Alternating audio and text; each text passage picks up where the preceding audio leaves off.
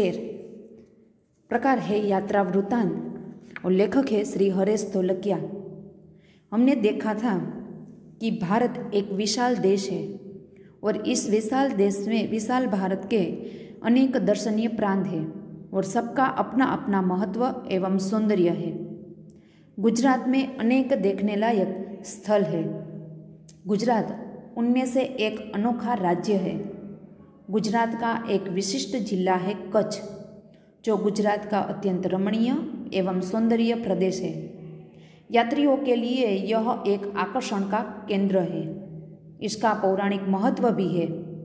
अनेक दर्शनीय स्थान एवं वैविध्य यानी कि विविधता के कारण कच्छ को म्यूजियम भी कहा जाता है कि अपना अपना महत्व के कारण उसे कच्छ को हम म्यूजियम भी कहते हैं। कच्छ में प्रवेश करते ही हमें रेगिस्तान के दो भाग दिखाई देते हैं, एक छोटा रेगिस्तान और एक बड़ा रेगिस्तान। इन दोनों रेगिस्तानों में रेगिस्तान यानी कि रेतीला प्रदेश, रेगिस्तान जैसा कोई लक्षण नहीं दिखाई देता। रेत कहीं नजर नहीं आती, फिर भी ये अनोखा रेगिस्तान है। सामखियाली को हम कच्छ का प्रवेश द्वार कहते हैं। कच्छ की यात्रा यहीं से आरंभ होती है। सामखियाली से उत्तर की ओर जब हम यात्रा करने के लिए आगे बढ़ते हैं तो आता है धोलावीरा। रापर से धोलावीरा पहुंचते ही हमारी प्राचीन संस्कृति मोहेंजोदड़ो का स्मरण हो जाता है। हमने अगले वीडियो में धोलावीरा और मोहेंजोदड़ो की संस्कृति के बारे में डिटेल में देखा था। यह स्थान 5000 वर्ष के अवशेषों का अंग है। यह प्राचीन नगर दर्शन से ही हमें प्राचीन नगर के दर्शनीय स्थान से ही हम चकित यानी कि देखते ही रह जाते हैं। हमें प्राचीनता में आधुनिकता के दर्शन होते हैं। सामखियाली से जब हम पश्चिम की ओर आगे यात्रा करते हैं तो आता है भचाऊ, जो बड़ा गांव है और नगर जैसा भी है। वहाँ गांधीधाम औद्योगिक कारखानों का शहर है। यह सिंधी प्रजा पाकिस्तान से आकर यहाँ पर ज़्यादातर सिंधी प्रजा है वो पाकिस्तान से आकर स्थायी हुई है। गांधीधाम, आदिपुर तथा गोपालपुरी औद्योगिक के कारण विकसित हुए दिखाई देते हैं। आदिपुर में गांधी स्मृति के पास ही कंडला का एक बड़ा बंदरगाह स्थित है। कंडला का विकास यहाँ की प्रजा के लिए बहुत ही महत्वपूर्ण है। कंडला से दक्षिण की ओर जब हम यात्रा के लिए आगे बढ़ते हैं तो आता है भद्रेश्वर जैन मंदिर। वो अति प्राचीन जैन यात्रा धाम है। यहाँ पर संगमरमर से बना 2500 वर्ष पुराना जिनालय भूकंप से जो आपने चित्र में देखा था कि जो जर्जरित यानी कि जो खंडित हुआ है उसके पुनर्निर्माण यानी कि फिर से उसका निर्माण का कार्य जोर शोर से चला है। इसे आधुनिकता का स्पर्श मिला है कि जो वो पुराना था उसमें आधुनिकता इस युग का स्पर्श से एक अनोखा ही चित्र खड़ा किया है। तब आता है मुंद्रा शहर। तहसील का भी मुख्यालय है मुंद्रा। यहाँ अनेक उद्योगों के कारण विकास की दशा खुली हुई है। यहाँ पर काफ़ी सारे उद्योगों का विकास हुआ है। समुद्र के किनारे बंदरगाह विकसित हुआ है। यहाँ कुछ प्राचीन इमारतें भी है देखने लायक।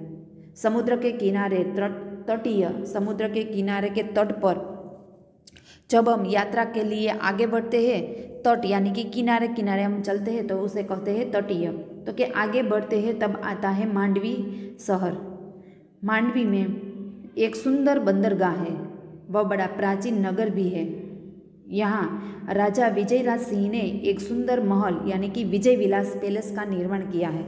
यहाँ पर काफ़ी सारी पवन चक्कियाँ भी स्थित हैं और श्यामजी कृष्ण वर्मा का जो मेमोरियल है वो श्री नरेंद्र मोदी के हाथ से उसका ओपनिंग हुआ था। तो कि यहाँ पर कई देखने लायक सुंदर स्थल है। विजय विलास पैलेस है, पवन चक्कियाँ है और श्यामजी कृष्ण वर्मा मेमोरियल भी यहाँ पर देखने लायक है। यहाँ VRTI ग्राम्य संस्था है। यहाँ पर 72 जिनालय भी है। पास ही विदडा गांव में अंतर्राष्ट्रीय अस्पताल भी है।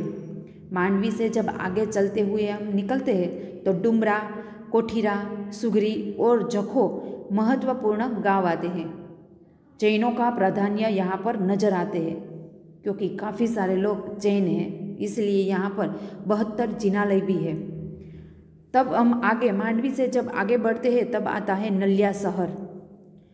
यहाँ पर वायुसेना का मुख्य अड्डा है। नलिया से जब हम आगे बढ़ते हैं तब आता है 1 घंटे की यात्रा की ओर। जब हम आगे बढ़ते हैं नलिया से तब आता है 1 घंटे की यात्रा करने के बाद नारायण सरोवर आता है। कि नलिया से जब हम आगे बढ़ते हैं तब आता है, आगे जाते हैं, आता है नारायण सरोवर। नारायण सरोवर का अर्थ है विष्णु का सरोवर। कि उसका अर्थ क्या होता है नारायण सरोवर का? तो विष्णु का सरोवर। यह हिंदुओं का एक पवित्र तीर्थ स्थान है जो कच्छ के लखपत विस्तार में स्थित है। यह सरोवर भारत में मौजूद 5 पवित्र सरोवरों में से एक गिना जाता है। काफ़ी प्रसिद्ध कोटेश्वर में यहाँ पर प्रसिद्ध कोटेश्वर मंदिर भी स्थित है। 400 किमी की दूरी पर वह स्थित है। यहाँ पर आने वाले पर्यटक यात्रा पर नारायण सरोवर से आगे वन्यजीव अभयारण्य को भी देख सकते हैं। नारायण सरोवर अति प्राचीन, पौराणिक और धार्मिक स्थान है, इसलिए उसे विष्णु का सरोवर भी कहा जाता है, जो हिंदुओं का पवित्र तीर्थ स्थान है। इस स्थानों को रामायण काल का माना जाता है। कि यह नारायण सरोवर है, आप देख सकते हैं कि यह मंदिर है और नारायण सरोवर उसके पीछे एक तालाब है, सरोवर है, जो विष्णु सरोवर के नाम से जाना जाता है। और पौराणिक यानी कि पुराणों का समय का એટલે કે पौराणिक के माना और धार्मिक भी कहा जाता स्थान भी माना जाता है। इस स्थान को रामायण काल का माना जाता है। वहाँ कोटेश्वर नामक दर्शनीय मंदिर है जहाँ से रावण गुजरा था। यह पूरे भारत का प्राचीन स्थान माना जाता है। कि ऐसा माना जाता है कि यहाँ से रावण गुजरा था। यहाँ पर सूर्योदय और सूर्यास्त दर्शन यहाँ का बड़ा आकर्षक होता है। सूर्योदय और सूर्यास्त का जो सनशाइन हम कहते हैं कि वो बड़ा ही देखने लायक है और उसका चित्र बड़ा ही सुंदर और मनोरम रमणीय है। नारायण सरोवर से आगे की यात्रा में लखपत आ जाता है। कि जब हम आगे बढ़ते हैं तब आता है लखपत यात्रा करते हुए, जो अति प्राचीन स्थल है। लखपत है, यहाँ पर कई गुजराती मूवी का शूटिंग भी हुआ है लखपत में। नारायण सरोवर से जब हम आगे की यात्रा करते हैं तब आता है लखपत, जो अति प्राचीन स्थल है। यहाँ पर गुरु नानक की चरण रज से पावन इस भूमि पर गुरुद्वार स्थित है। माना जाता है कि यहाँ गुरु नानक जी पधारे थे और उसकी चरण रज से, उसके पावन पग से यह धरती पावन हुई थी। तो कि यहाँ पर चरण रज यानी कि पाँव की धूल, उसके द्वार गुरुद्वार यानी कि सिखों का प्रार्थना स्थल उसे कहते हैं। कि जब हिंदू मंदिर में जाते हैं, मुसलमान मस्जिद में जाते हैं, सिख गुरुद्वार में जाते हैं और पारसी चर्च में जाते हैं, तो कि सिख लोग जो है प्रार्थना करने के लिए स्थल को हम गुरुद्वार कहते हैं। चरण रज यानी कि पाँवों की धूल, तो कि पावन रज से इस समय का समृद्ध शहर आज जीर्ण अवस्था में होते हुए भी दर्शनीय है। कि गुरु नानक जी यहाँ पर पधारे थे और उसके पाँवों की धूल से यह धरती पावन हुई थी। भूमि यानी कि धरती, यहाँ पर गुरुद्वार भी स्थित है। एक समय का समृद्ध शहर आज जीर्ण अवस्था में होता जाना यानी कि खंडित, जीर्ण अवस्था यानी कि टूटी फूटी हालत में होते हुए भी दर्शनीय है। यहाँ एक किला भी है, उसके बगल में पानंद्रो खनिज संपत्ति के लिए प्रसिद्ध है। यह किला है और उसके बगल में पानंद्रो खनिज संपत्ति के लिए प्रसिद्ध है। साथ ही विद्युत निर्माण का केंद्र भी है। लखपत से मध्य में कच्छ की ओर बढ़ते हाजीपुर मुसलमानों की के लिए श्रद्धा का केंद्र कि जब हम नारायण सरोवर से आगे जाते हैं तो आता है लखपत।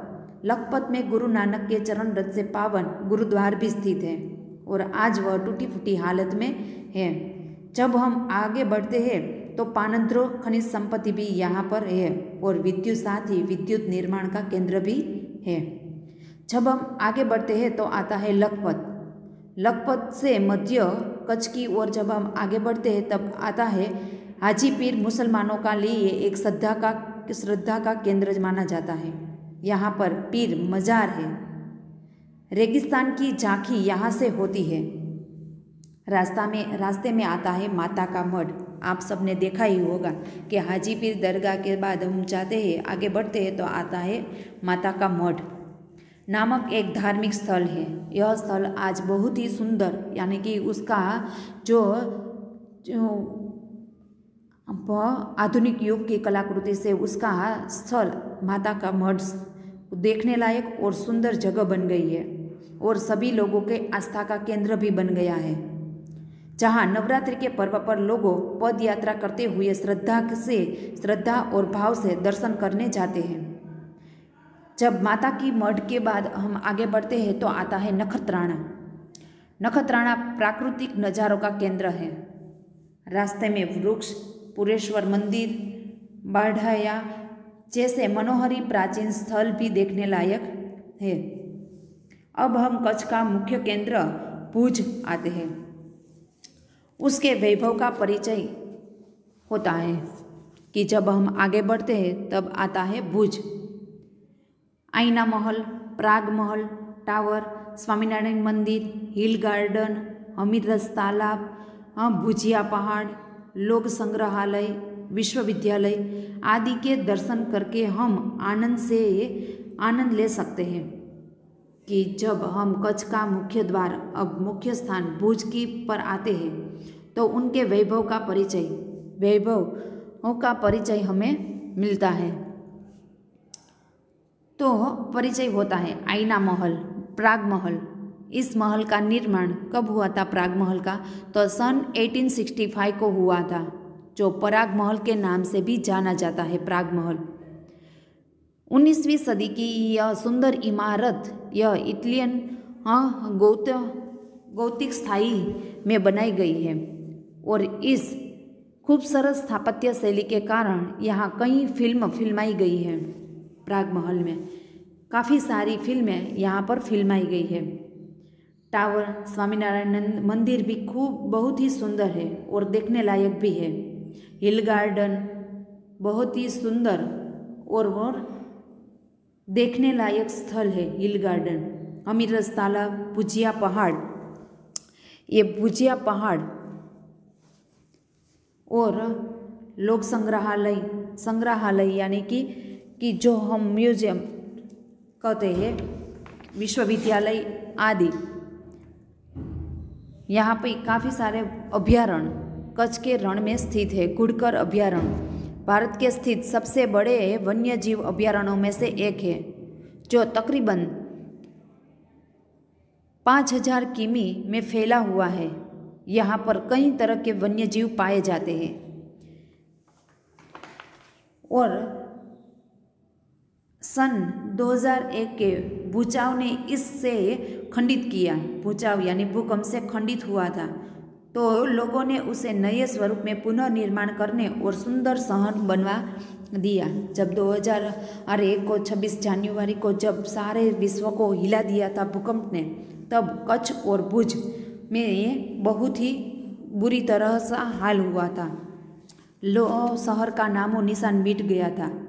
तब फिर से लोगों ने उसे नए स्वरूप में निर्माण किया और सुंदर शहर बनाने का प्रयास किया। आगे बढ़ते हैं कि भुज से उत्तर दिशा की ओर खावड़ा में काला डूंगर, जो रेगिस्तान के रूप में माने जाते हैं, और यह काला डूंगर 2300 किमी में फैला हुआ है। बारिश के मौसम के कारण बनने पर यहाँ सफ़ेद रण बन जाता है और वह बड़ा ही लोकप्रिय है। साथ ही साथ यहाँ पर होने वाले रणोत्सव का मुख्य आकर्षण और यात्रियों को केंद्र स्थान है। हर साल यहाँ राज्य सरकार द्वारा रणोत्सव का आयोजन किया जाता है। यहाँ पर लाखों की संख्या में पर्यटक आते हैं और इस रणोत्सव का लाभ लेते हैं और इस कच्छ की कलाकृति और सौंदर्य के बारे में जानते हैं और इस रणोत्सव का मजा लेते हैं। सरकार एवं स्थानीय जनता द्वारा रणोत्सव का आयोजन किया जाता है। देश भर में से लोग यहाँ आते हैं और सफ़ेद रेगिस्तान को देखने का एक आनंदीय घटना है कि सफ़ेद रण को देखने का नज़ारा दृश्य एक अलग ही होता है। और यहाँ पर देश भर से कई यात्रियों रणोत्सव में आते हैं और इस सफ़ेद रण का देखने का और अपनी खुशी प्रकट करने का आनंद लेते हैं। भुज से अंजार भी जाया जाता है।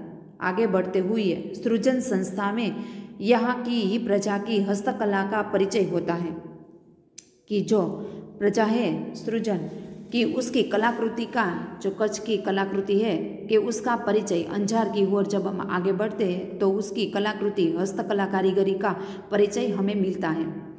यहाँ से आगे बढ़ते आता है जैसल तोरल की स्मृति का मंदिर बना है जो ऐतिहासिक स्थान है। यहाँ से आदिपुर तथा गांधीधाम जा सकता है। सूरजबारी नामक स्थान से हमारी कच्छ की यात्रा पूर्ण होती है जो अविस्मरणीय स्मृति छोड़ जाती है कि जब हम सामख्याली से सूरजबारी तक पहुँचते हैं तो जो हमारे मन में अविस्मरणीय एक छाप यानी कि स्मृति छोड़ जाती है। कहा जाता है कि कच्छ नहीं देखा तो कुछ नहीं देखा। कच्छ गुजरात का गौरव है और दुनिया भर के लोग के कई लिए किसी भी मौसम में दर्शनीय एवं आकर्षण का केंद्र है। जब टीवी में भी अमिताभ बच्चन की एड आती है कि कच्छ नहीं देखा तो कुछ नहीं देखा, कच्छ गुजरात का एक गौरव है और दुनिया भर में लोगों में के लिए किसी भी मौसम हम किसी भी मौसम में यहाँ पर जाते हैं तो उसका नज़ारा, उसकी सौंदर्य, उसका महत्व एवं आकर्षण, पौराणिक देखने लायक स्थल और आकर्षण का केंद्र हमेशा सबके लिए बना है। तो इस सुंदर यात्रा वृत्तांत श्री हरीश ढोलकिया ने हमारे सामने कच्छ के सामख्याली से सूरजबारी तक की यात्रा का सुंदर चित्र हमारे सामने रखा है। Thank you.